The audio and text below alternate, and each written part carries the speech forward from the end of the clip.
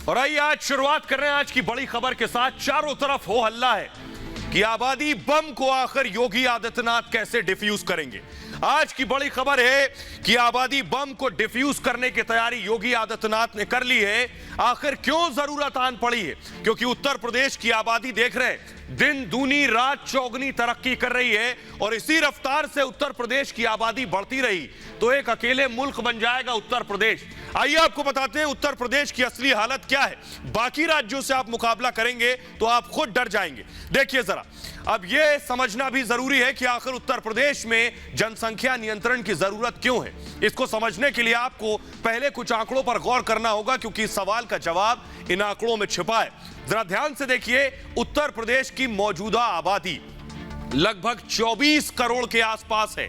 24 करोड़ आबादी है उत्तर प्रदेश की, जो मैं आपको दिखा रहा हूं। महाराष्ट्र की मौजूदा आबादी लगभग 13 करोड़ के करीब है। यानी उत्तर प्रदेश 24 करोड़ और महाराष्ट्र बड़ा मुल्क 13 करोड़ आबादी। वही बिहार की आबादी है 13 करोड़ यानी महाराष्ट्र के आसपास है। और मध्य प्रदेश की आबादी लगभग 9 करोड़ यानी महाराष्ट्र और बिहार जैसे राज्य उत्तर प्रदेश की आबादी के लिहाज से बेहतर है। हालांकि यूपी का क्षेत्रफल भी ज्यादा है, लेकिन इसके बावजूद आबादी का यह आंकड़ा इतना बढ़ चुका है कि दूसरे राज्य उसके आसपास भी नहीं है। यह है उत्तर प्रदेश की हकीकत जो मैं आपको बता रहा हूं। देखिए जरा, उत्तर प्रदेश की बाकी राज्यों के मुकाबले तुलना मैंने की है, यानी उत्तर प्रदेश सबसे आगे है। लेकिन सिर्फ उत्तर प्रदेश राज्यों में आगे नहीं है, दुनिया के कई मुल्क उत्तर प्रदेश की आबादी के लिहाज से कहीं पीछे, यानी दुनिया में उत्तर प्रदेश की आबादी की तुलना कर लीजिए। देखिए जरा, भारत के दूसरे राज्यों की तुलना में उत्तर प्रदेश की आबादी कितनी है। लेकिन अब जरा कुछ बड़े देशों की जनसंख्या पर एक नजर डालिए और ध्यान से, और फिर उससे उत्तर प्रदेश की जनसंख्या की तुलना कीजिए। देखिए आपके सामने यूपी 24 करोड़। आपको पता चल जाएगा कि आखिर जनसंख्या नियंत्रण कानून जरूरी क्यों है। ध्यान से देखिए, उत्तर प्रदेश की आबादी लगभग 24 करोड़, जैसा हमने आपको पहले बताया। इसके बाद दुनिया की सुपर पावर अमेरिका की आबादी देखिए 33 करोड़ आबादी अमेरिका की है और अकेले उत्तर प्रदेश की आबादी 24 करोड़। सुपर पावर अमेरिका जो है उसकी जनसंख्या उत्तर प्रदेश के आसपास है। यानी तुलना करें दोनों में तो ज्यादा फर्क नहीं है, सिर्फ 9 करोड़ आबादी ज्यादा है अमेरिका की। ऐसे ही यूपी की आबादी बढ़ती रही तो अमेरिका से भी आगे बढ़ जाएगा आबादी में।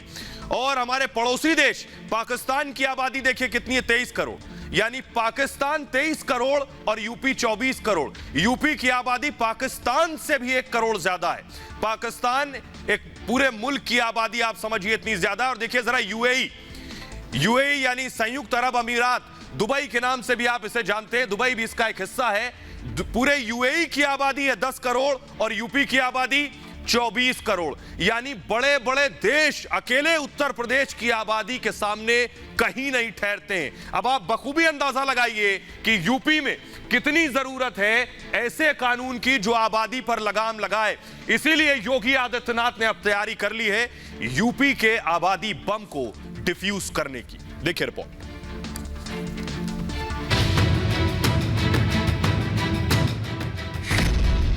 मुख्यमंत्री योगी का प्लान जनसंख्या नियंत्रण।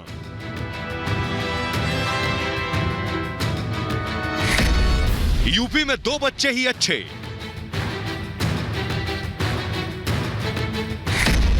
आबादी बम को डिफ्यूज करेंगे योगी। हम दो हमारे दो का सरकारी नौकरी नारा अब योगी राज में कानूनी शक्ल लेने वाला है। असम के बाद अब उत्तर प्रदेश में भी सीएम योगी का आदेश आने वाला है। उत्तर प्रदेश में जनसंख्या बम के विस्फोट को रोकने के लिए कर्मयोगी ने कमर कस ली है। सीएम योगी के आदेश पर उत्तर प्रदेश विधि आयोग जनसंख्या नियंत्रण को लेकर कानून बनाने में जुट गया है। अगले 2 महीने में विधि आयोग योगी सरकार को अपनी रिपोर्ट भी सौंप देगा। जानकारी के मुताबिक अब अगर उत्तर प्रदेश में 2 से ज्यादा बच्चे हुए तो उस परिवार के लिए सरकारी योजनाओं के दरवाजे बंद हो जाएंगे। 2 से ज्यादा बच्चों वाला परिवार सरकारी योजनाओं के लाभ से वंचित रह जाएगा। जनसंख्या को काबू करने का मन मुख्यमंत्री योगी बना चुके हैं और जल्द ही उसे अमली जामा पहना लिया जाएगा।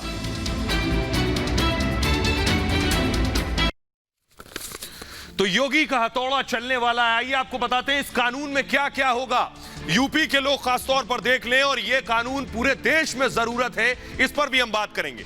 हम दो हमारे दो की नीति पर यह कानून होगा, यानी पति पत्नी और 2 बच्चे। 2 से ज्यादा बच्चे हुए तो सुविधाओं में कटौती हो जाएगी, सबसे पहली चीज ये होगी। इसके साथ ही सरकारी सुविधाएं नहीं मिलेंगी। अगर 2 से ज्यादा बच्चे हुए तो कोई गवर्नमेंट की सुविधा नहीं मिलेगी। इसके साथ ही आपको बताएं, इसको मूव करेंगे जल्दी से, सरकारी नौकरी नहीं मिलेगी, यह भी इसमें लिखा हुआ था। और चुनाव लड़ने पर भी रोक लग सकती है, यानी सरकारी नौकरी से वंचित होंगे और फिर चुनाव भी नहीं लड़ पाएंगे। आइए आपको सुनवाते हैं, जरा सुनिए लोग क्या कह रहे हैं, जिनके ऊपर यह कानून लागू होगा वो क्या कह रहे हैं, उन्हें जरा सुनिए।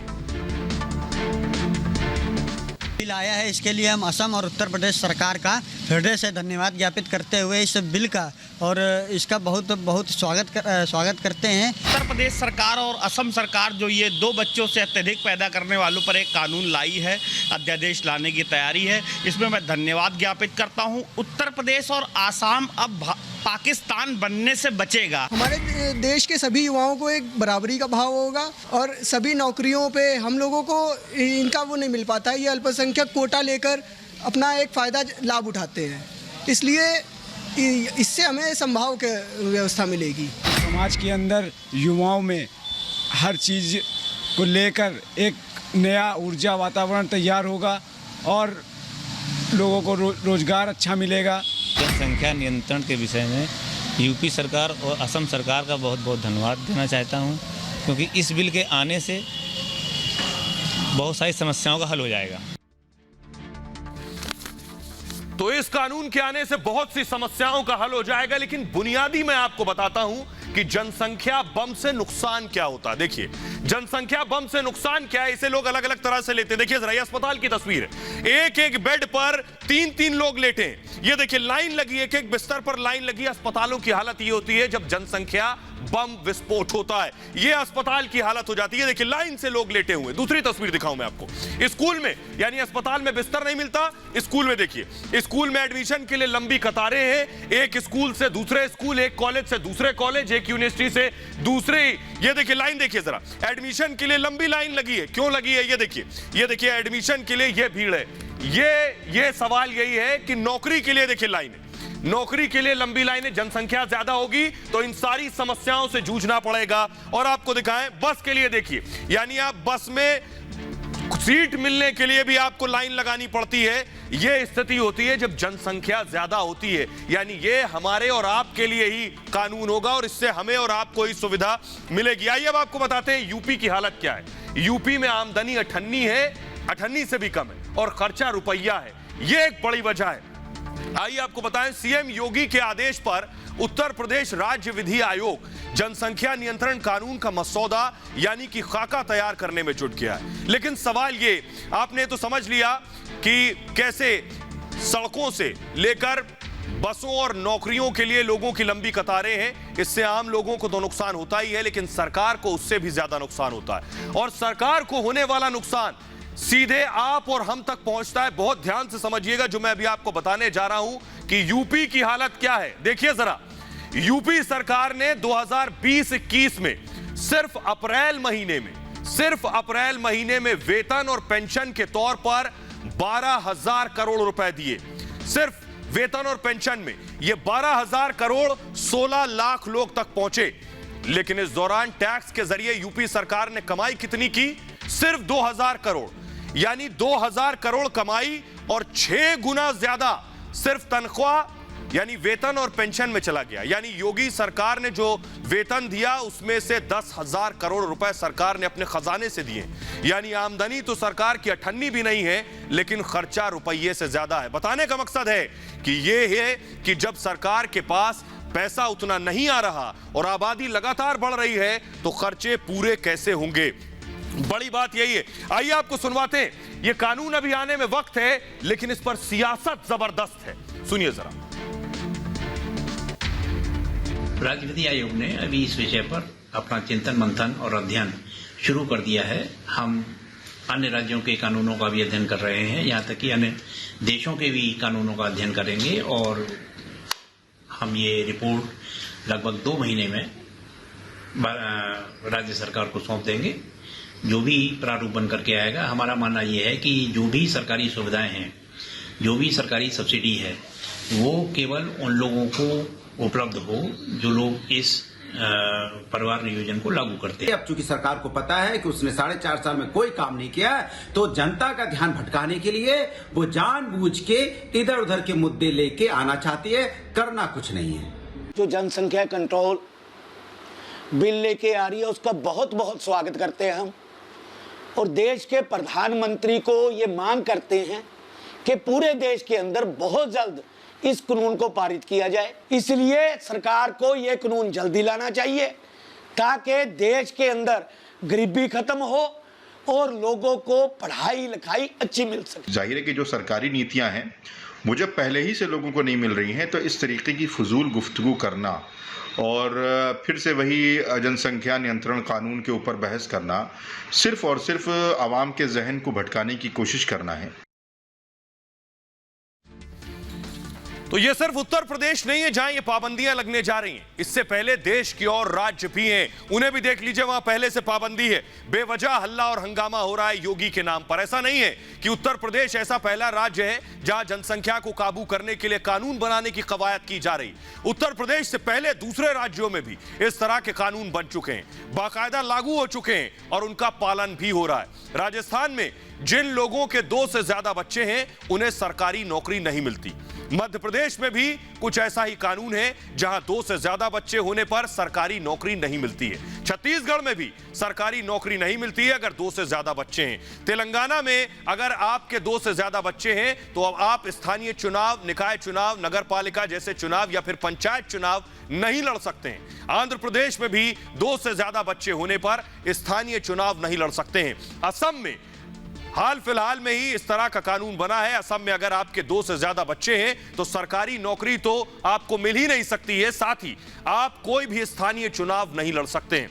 गुजरात में भी 2 से ज्यादा बच्चे होने पर स्थानीय चुनाव नहीं लड़ सकते हैं। महाराष्ट्र में ना तो आप स्थानीय चुनाव लड़ सकते हैं और ना ही सरकारी नौकरी के आप हकदार रहते हैं। और अगर आपके 2 से ज्यादा बच्चे हैं, उड़ीसा में स्थानीय चुनाव लड़ने पर रोक लग जाती है। उत्तराखंड में नगर पालिका चुनाव नहीं लड़ सकते हैं। बिहार में नगर पालिका चुनाव नहीं लड़ सकते हैं। यानी ये पाबंदियां पहले से लागू हैं बहुत से राज्य में। आइए अब आपको बताते हैं, योगी आदित्यनाथ का जनसंख्या बम पर यह हंटर पहला ऐसा फैसला नहीं है। इससे पहले भी योगी इस तरह के बड़े कानून लेकर आ चुके हैं। आइए आपको बताते हैं कि योगी आदित्यनाथ जब से उत्तर प्रदेश की सत्ता पर आसीन हुए तब से वो लगातार सिस्टम सुधारने की लड़ाई लड़ रहे हैं, जुर्म को जड़ से उखाड़ फेंकने की कोशिश में लगे हैं और उत्तर प्रदेश को उत्तम प्रदेश बनाने की उनकी मुहिम जारी है। इसलिए योगी लगातार अलग अलग कानून लाकर या उनमें बदलाव कर सूबे के हालात बेहतर बना रहे हैं। सबसे पहले योगी लव जिहाद लेकर आए। योगी सरकार ने लव जिहाद कानून के जरिए ऐसे लोगों पर नकेल कसी जो शादी के लिए धर्म बदल लेते थे या फिर उन्हें मजबूरन दबाव डालकर धर्म बदलवाया जाता था। योगी सरकार ऐसे लोगों के खिलाफ कानून लाई जिसमें 10 साल तक की सजा का प्रावधान है। इस विधेयक के तहत सिर्फ शादी के लिए किया गया धर्म परिवर्तन अमान्य होगा। झूठ बोलकर, धोखा देकर धर्म परिवर्तन को अपराध माना जाएगा। योगी दूसरा कानून जो लाए, गोवध अधिनियम। इसके बाद गोवध अधिनियम पर भी योगी सरकार ने उत्तर प्रदेश गोवध निवारण विधेयक 2020 के जरिए इस कानून में संशोधन किया और गो हत्या कानून को सख्त बनाया। सरकार ने गोहत्या पर 10 साल की सजा का प्रावधान किया और गोवंश को शारीरिक तौर पर नुकसान पहुंचाने पर 1 से 7 साल तक की सजा का प्रावधान किया है। इसके अलावा अवैध बूचड़खाने पर योगी ने रोक लगाई। आपको बता दें कि बूचड़खाना उस जगह को माना जाता है जहां हर रोज 10 से ज्यादा जानवर काटे जाते हैं। कानून के मुताबिक बूचड़खाने ऐसी जगह होने चाहिए जहां पानी, बिजली और रोशनी की व्यवस्था हो। सफाई कर्मचारी का होना जरूरी है। खून और बाकी गंदगी किसी नाले में न बहे, इसका भी ध्यान रखना है। इसके अलावा कानून के मुताबिक सबसे ज्यादा जरूरी है राज्य सरकार बूचड़खाने या फिर स्लॉटर हाउस का लाइसेंस लेना होगा। इसके अलावा योगी ने एक और बड़ा हथौड़ा चलाया, हिंसक भीड़ रोकने का कानून। दरअसल पिछले कुछ दिनों में लगातार प्रदर्शनों और धरनों में बढ़ोतरी हुई। प्रदर्शनों के दौरान अचानक भीड़ हिंसक भी हो गई और इससे न सिर्फ माली नुकसान हुआ बल्कि कई लोगों की जिंदगी तक चली गई। जिसके बाद योगी सरकार ने बढ़ती घटनाओं को देखते हुए उन्मादी भीड़ पर काबू पाने के लिए अलग अलग तरह के कानूनों में संशोधन किया और पुलिस को ज्यादा पावर दी गई, जिससे इस तरह की घटनाओं पर रोक लगे। तोड़फोड़ की भरपाई, हड़ताल, दंगे, विरोध प्रदर्शन, रैली की आड़ में हिंसा करने वालों के खिलाफ उत्तर प्रदेश सरकार ने सख्त कानून बनाया है। लोक एवं निजी संपत्ति क्षति वसूली अध्यादेश 2020 के तहत सरकार संपत्ति का नुकसान होने पर उन लोगों से वसूली की जाती है, सरकारी संपत्तियों को जो नुकसान पहुंचाते हैं, जो उस दंगे या प्रदर्शन में शामिल रहे हो। इसके अलावा एक और बड़ा काम योगी ने किया कि विवाह का रजिस्ट्रेशन। राज्य विधि आयोग ने मुख्यमंत्री योगी आदित्यनाथ पर के निर्देश पर इस कानून का मसौदा तैयार किया था और कानून के मुताबिक शादी के 1 महीने के अंदर अंदर विवाह का पंजीकरण कराना जरूरी किया गया, लेकिन ऐसा न करने पर 10,000 रुपए तक का जुर्माना लग सकता है। तो ये योगी के अब तक बड़े काम है। लेकिन आइए अब आपको बताते हैं कि योगी जनसंख्या बम पर काबू करने के लिए कानून ला रहे हैं, लेकिन सिर्फ उत्तर प्रदेश में नहीं, पूरे देश में ऐसे कानून की जरूरत है। क्यों, आइए आपको बताता हूं। देखिए जरा क्यों। वजह साहब के सामने है। वजह यह है कि उत्तर प्रदेश की जनसंख्या जिस तेजी से बढ़ रही है, इसी अनुपात में पूरे देश की जनसंख्या भी बढ़ रही है। यूपी की बात कर ली, लेकिन अब बात देश की यानी भारत की जनसंख्या की। जिस तरह यूपी की जनसंख्या बढ़ी, उसी तरह भारत की जनसंख्या बढ़ रही है। देखिए आपके सामने टेलीविजन स्क्रीन पर एक तरफ भारत और दूसरी तरफ चीन है। भारत का क्षेत्रफल 32.87 लाख वर्ग किलोमीटर, जबकि चीन का 95.96 लाख वर्ग किलोमीटर। लेकिन भारत की आबादी है 137 करोड़, जबकि चीन की आबादी है 141 करोड़। हालांकि आबादी के मामले में चीन हमसे आगे है, लेकिन चिंता की बात यह है कि जिस रफ्तार से हमारी आबादी बढ़ रही है, उस हिसाब से 2027 में भारत चीन को भी पीछे छोड़ देगा और भारत बन जाएगा दुनिया की सबसे ज्यादा आबादी वाला देश। चीन हमारे अनुपात में क्षेत्रफल में 3 गुना बड़ा है। अब आप समझ सकते हैं हमारी आबादी का और चीन की आबादी में फर्क क्या है। हम 2027 तक दुनिया में आबादी में नंबर 1 हो जाएंगे। इसलिए यूपी का जो ये कानून है जो बनने वाला है, ये सिर्फ यूपी में नहीं, पूरे देश के लिए ऐसे कानून की जरूरत है। आइए आगे बढ़ते हैं खबरों में।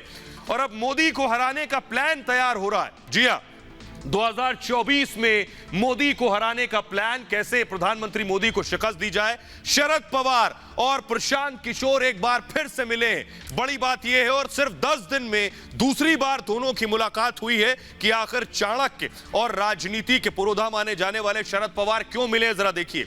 2024 चुनाव को लेकर विपक्ष की तीसरे मोर्चे की तैयारी शुरू हो गई।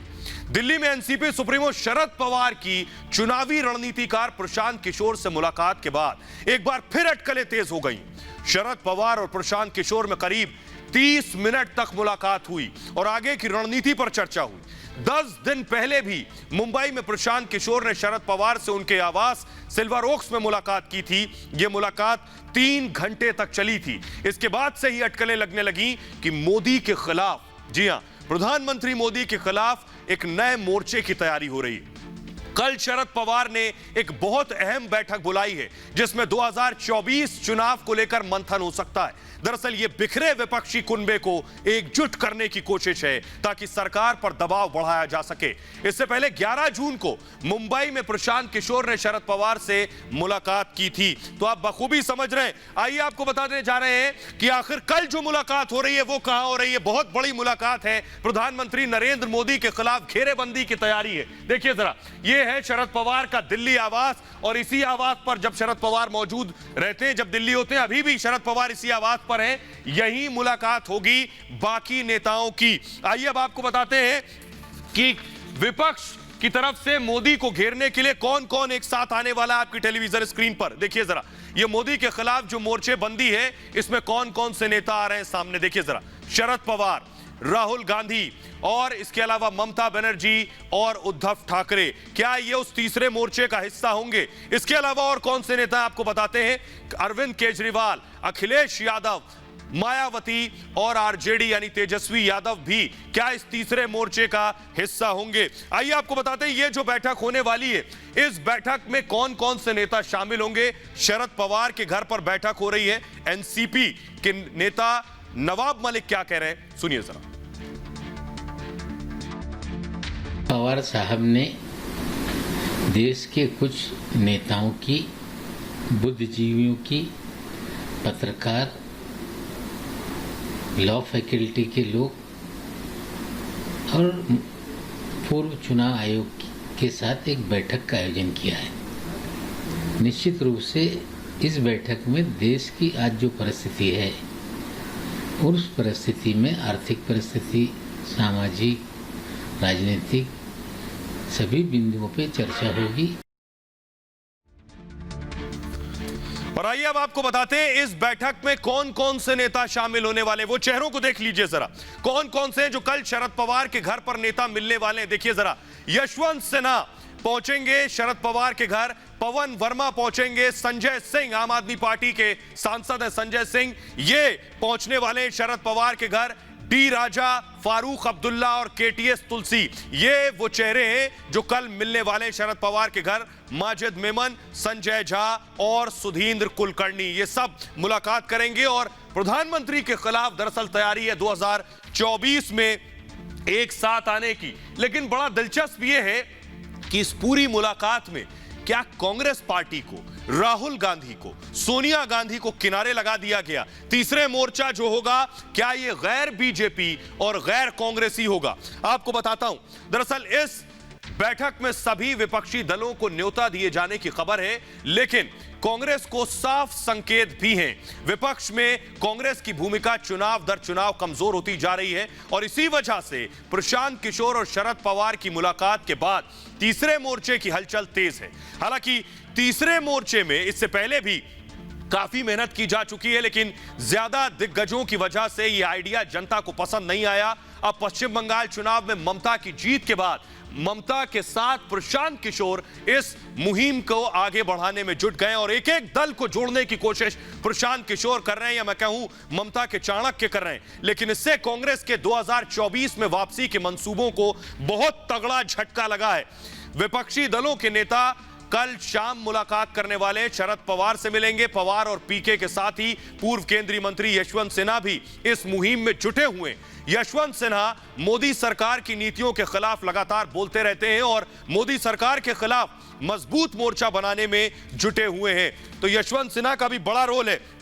आइए आपको बताते हैं, अब सबसे बड़ी बात यह है कि भानुमति का कुनबा एकजुट हो रहा है, तो इसमें चेहरा कौन होगा? प्रधानमंत्री नरेंद्र मोदी के खिलाफ चेहरा क्या कौन होगा? पूरा देश हर बार हर चुनाव में विपक्ष और तीसरे मोर्चे से यही जानना चाहता है। आइए आपको बताते हैं, अब सवाल यह है कि क्या मोदी के सामने 2024 में ममता बनर्जी विपक्ष का चेहरा बनेंगी? दरअसल बंगाल में जिस तरह से ममता ने तीसरी बार सत्ता में वापसी की है, इससे उनका कद बढ़ गया है और इसी वजह से विपक्षी नेताओं का एक धड़ा ममता को आगे बढ़ाने की कोशिश में जुटा है और इसी वजह से ममता के चुनावी रणनीतिकार रहे प्रशांत किशोर शरद पवार से मुलाकात कर रहे हैं और बताया यह जा रहा है कि ममता इस मोर्चे को लीड करेंगी और शरद पवार इस तीसरे मोर्चे के संयोजक बन सकते हैं।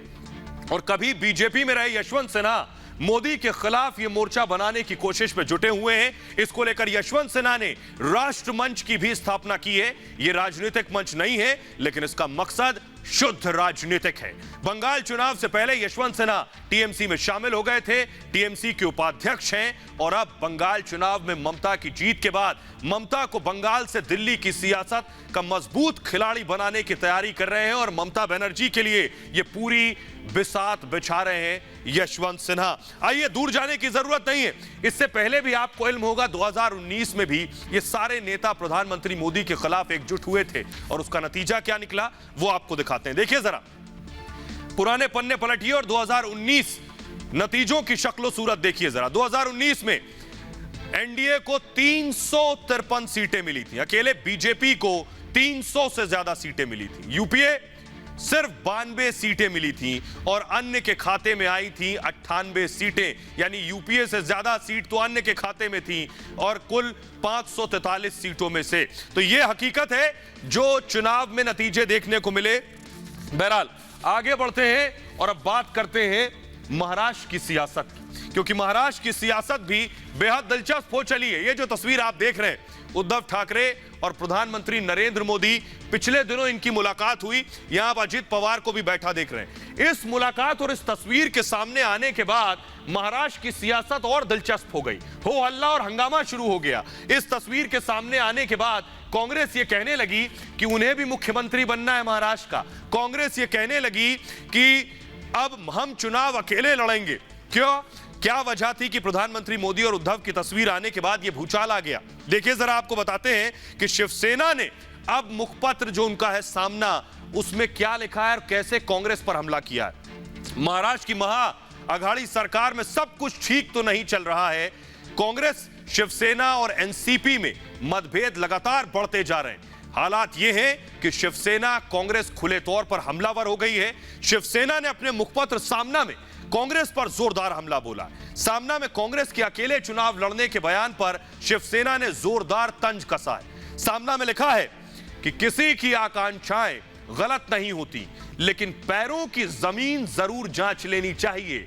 यानी शिवसेना ने यह बात कांग्रेस के लिए लिखी है कि बेशक महत्वाकांक्षा और आकांक्षाएं रखिए, लेकिन पैरों के नीचे जो जमीन है उसे जरूर भांप लीजिए। सामना में कांग्रेस को लेकर लिखा है कि चुनाव से पहले अकेले जाने की बात नहीं करनी चाहिए, क्योंकि ऐसा करने से जनता माफ नहीं करेगी। उद्धव ठाकरे भी कह चुके हैं, ऐसों को जूते पड़ेंगे। आइए अब आपको बताते हैं, इस दिलचस्प हो चुकी सियासत में अब बीजेपी लगातार हमले कर रही है। बीजेपी नेता राम कदम क्या कह रहे हैं और संजय राउत क्या कह रहे हैं, सुनिए जरा। आज सामना में तो यह कह दिया कि वे अपनी औकात शब्द का उपयोग नहीं है, पर जिस प्रकार की भाषा है वह भाषा दर्शाती है कि शिवसेना कांग्रेस को अपनी औकात दिखा रही है। महाविकास आघाड़ी में जो 3 प्रमुख दल शामिल है, कांग्रेस और एनसीपी, शिवसेना तो है, हम तीनों एक दूसरे के साथ बहुत मजबूती से खड़े हैं और खड़े रहेंगे। कांग्रेस, एनसीपी और शिवसेना में दरार डालने की कितनी भी कोशिश हो, कामयाब नहीं होगी। तो ये लड़ाई यहीं थम नहीं रही है। कांग्रेस और शिवसेना में आपस में खींचतान मची है। इस बीच शिवसेना के एक विधायक कह रहे हैं कि बीजेपी का दामन थाम लो। जी हां, आपको दिखाते हैं, बीजेपी हमलावर हो गई है। हालांकि संजय राउत अभी भी सब कुछ सही होने की बात कर रहे हैं, उधर शिवसेना के बीजेपी के साथ जाने की बात होने लगी है। शिवसेना के एक विधायक हैं प्रताप सरनाइक, उन्होंने मुख्यमंत्री उद्धव ठाकरे को चिट्ठी लिखी है, जिसमें उन्होंने लिखा है एनसीपी और कांग्रेस अपना अपना मुख्यमंत्री चाहते हैं, लेकिन कांग्रेस अकेले चुनाव लड़ना चाहती है। एनसीपी शिवसेना के नेताओं को तोड़ने का काम कर रही है। मुझे उद्धव ठाकरे और उनके नेतृत्व में विश्वास है, लेकिन कांग्रेस एनसीपी पार्टी को, यानी कांग्रेस और एनसीपी शिवसेना को कमजोर कर रहे हैं।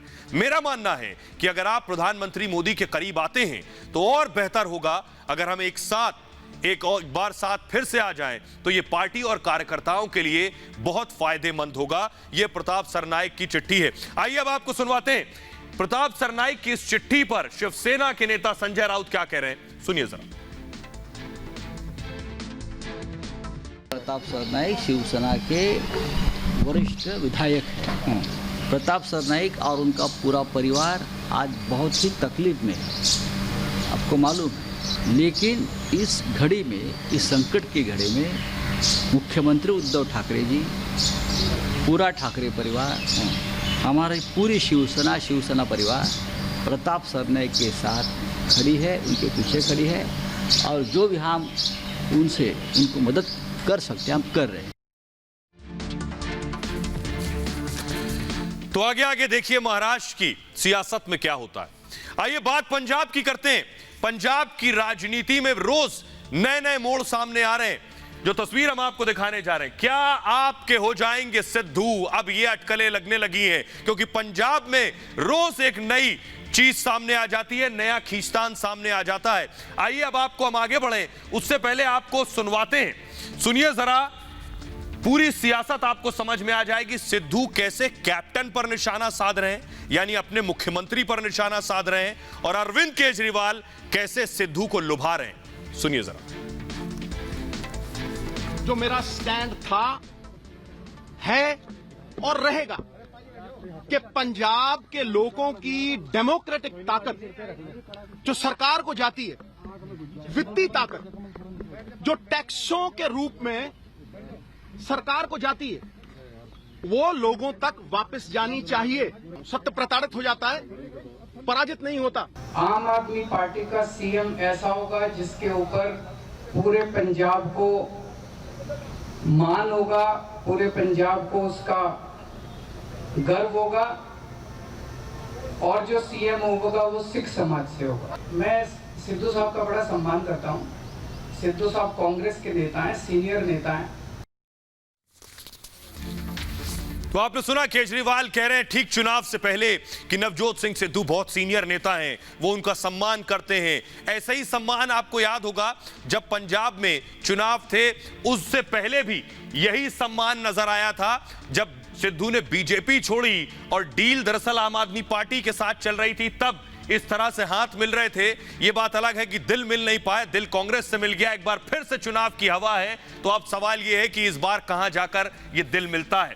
आइए अब आपको बताता हूं कि क्योंकि सिद्धू कैप्टन को सीधे सीधे चुनौती दे रहे हैं। देखिए जरा, जो तस्वीर आपने देखी वो पुरानी थी, लेकिन इन दिनों जो पंजाब कांग्रेस में चल रहा है वो तस्दीक कर रहा है कि एक बार फिर ऐसा ही नजारा सामने आ सकता है। उधर नवजोत सिंह सिद्धू ने एक बार फिर कैप्टन सरकार पर सवाल उठाया है। इस बार सिद्धू ने निशाना साधते हुए कहा है कि जब सिस्टम ने बदलने से इनकार कर दिया तो मैंने सिस्टम को ठुकरा दिया। कौन है ये सिस्टम, आपको समझ सकते हैं। मेरा मकसद जनता को सत्ता दिलाना है। मुझे मंत्री पद तक का ऑफर दिया गया, लेकिन मेरे लिए जनता सबसे ऊपर है, सिद्धू अपने अंदाज में कह रहे हैं। तो सिद्धू हमलावर हो गए हैं। उधर दूसरी तरफ दिल्ली के सीएम कैप्टन अमरिंदर सिंह दिल्ली में मौजूद हैं और कल वो सोनिया और राहुल गांधी से मुलाकात कर सकते हैं। संभव है कि इस मुलाकात के दौरान सिद्धू के बवाल को लेकर ही चर्चा की जाएगी। तो यानी कल इस मुलाकात में सिद्धू पर चर्चा होगी, सवाल यह है। आइए आगे बढ़ते हैं और अब बात करते हैं योगा की। कैसे योगा पर हिंदू मुसलमान शुरू हो गया है, तस्वीर हम आपको दिखाने जा रहे हैं। पहले देखिए जरा, प्रधानमंत्री नरेंद्र मोदी की योगा दिवस की तस्वीर है। बेशक ये पुरानी तस्वीर है, लेकिन सवाल यह है क्या इस योगा में भी धर्म खोजा जा सकता है। दूसरी तस्वीर मैं आपको दिखाऊंगा। ये देखिए, ना हिंदू ना मुसलमान, हर धर्म के लोग इसे योगा कर रहे हैं। मुस्लिम महिलाओं को आप देख रहे हैं योग कर रही हैं, यानी किसी मजहब को कोई दिक्कत नहीं है योग करने में। लेकिन जब किसी को दिक्कत नहीं है तो फिर कांग्रेस को तो और ज्यादा दिक्कत होगी। इसीलिए कांग्रेस ने इस योग में भी हिंदू मुसलमान खोज लिया है। अभिषेक मनु सिंघवी ने ट्वीट किया। क्या ट्वीट किया, आइए आपको वो दिखाते हैं। अभिषेक मनु सिंघवी, देखिए, मुसलमान औरतों को कोई परहेज नहीं था योग से। मनु सिंघवी क्या लिख रहे हैं, ओम के उच्चारण से न तो योग ज्यादा शक्तिशाली हो जाएगा और न अल्लाह कहने से योग की शक्ति कम होगी। इतने साल से योग दिवस मन रहा है, किसी ने कोई आपत्ति दर्ज नहीं कराई, लेकिन कांग्रेस को आपत्ति है कि आखिर कोई आपत्ति क्यों नहीं कर रहा है। आइए अब आपको सुनवाते हैं। किसी को आपत्ति नहीं, खुद मुस्लिम युवाओं, मुस्लिम महिलाओं को सुनिए कि उन्हें भी योग से कोई आपत्ति नहीं। सुनिए जरा। मेरा ये मानना है, योग को हमारे मुल्क के कल्चर के एतबार से देखना चाहिए, ट्रेडिशन के एतबार से देखना चाहिए। उसमें किसी भी तरीके के धार्मिक श्लोक को दाखिल करना, उसमें ओम के उच्चार को लाजमी करार देना या उससे ये कहना कि उस ओम के उच्चार से योग में बड़ा इजाफा होता है या योग और बेहतर तरीके से हो जाता है, ये तमाम चीज़ें ऐसी हैं कि जो किसी न किसी तरीके से आपको एक पार्टिकुलर समाज के लिए योग को ख़ास करार देती हैं। योग को एक ट्रेडिशन के तौर पर जब आप लेंगे तो उसमें हर मजहब का आदमी योग को योग की तरीके से लेगा। वो अपनी जान की हिफाजत के लिए, अपनी सेहत की हिफाजत के लिए योग करेगा। तो सोचिए, क्या हिंदू क्या मुसलमान, लेकिन सियासत इसमें भी धर्म खोज रही है। आपको दिखाते हैं, विदेश में भी लोग योग कर रहे हैं। ये देखिए, विदेश ये तस्वीरें आई हैं, वहां भी लोग योगा कर रहे हैं योग दिवस पर। ये तस्वीरें, यानी योग ने सारी सरहदें तोड़ दी हैं, सारी बाउंड्रीज तोड़ दी हैं। लेकिन देश की सियासत दरअसल मजबूर है, उसे वोट के लिए हर जगह हिंदू मुसलमान खोजना है, वरना उसे हर चुनाव में वोट कौन देगा। आखिर बांटेंगे नहीं तो कैसे वोट हासिल करेंगे। फिलहाल ये भारत की बात है, मैं इतना ही। अपना बहुत ख्याल रखिए। एक छोटे से ब्रेक के लिए रुक रहे हैं, लौट रहे हैं कुछ और बड़ी खबरों के साथ।